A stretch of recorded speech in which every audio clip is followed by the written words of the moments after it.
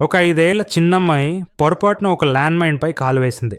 అది చూసిన మహిళా పోలీస్ అధికారి వెంటనే మొత్తం టీమ్‌కి అక్కడి నుంచి వెనక్కి వెళ్లాలని ఆదేశించింది. కానీ ఆ అమ్మాయి ల్యాండ్ మైన్ మీదున్న 0 సంఖ్యని గమనించి ఇది పేలదని చెప్పింది. మహిళా పోలీస్ ఆమె మాటలు నమ్మక కదలవద్దని చెప్పినా ఆ చిన్నారి నేరుగా కాలు పైకెత్తింది. అదే క్షణంలో మహిళా పోలీస్ ముందుకు పరిగెత్తి ఆమెను బలంగా కౌగిలించుకుంది. అదృష్టవశాత్తు ల్యాండ్ మైన్ పేలలేదు. విచారణలో ఆ అమ్మాయికి ఎవ్వరూ బంధువులు లేరని తెలిసింది. ఆమె పరిస్థితి చూసి జాలిపడ్డ మహిళా పోలీస్ ఆమెను దత్తత తీసుకుంది. ఇంటికి తీసుకొచ్చినప్పుడు తలుపంతా అప్పుల నోటీసులతో నిండిపోయి ఉండగా లోపల ఉన్న పురాతన వస్తువులన్నీ నకిలీవని, అత్యంత విలువైనది కూడా $3 కంటే ఎక్కువ కాదని తెలిసింది. అదే సమయంలో ఒక వ్యక్తి ఒక గిన్నె తీసుకొచ్చి అది $80,000 విలువైన పురాతన వస్తువని చెప్పాడు.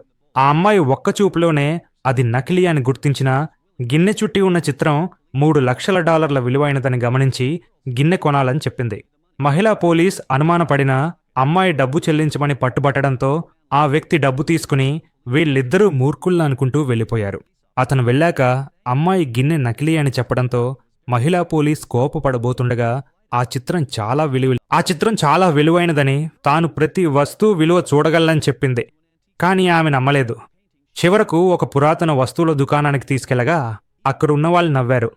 దుకాణ యజమాని కూడా తీసుకోవటానికి నిరాకరించాడు. అదే సమయంలో ఒక పెద్ద కంపెనీ CEO ఆ చిత్రాన్ని కొనుగోలు చేస్తానని చెప్పి $1 మిలియన్ ఉన్న బ్యాంక్ కార్డ్ చూపించాడు. కానీ చిత్రం నకిలీ అయితే నగరం వదిలి భిక్షాటం చేయాల్సి వస్తుందని హెచ్చరించాడు.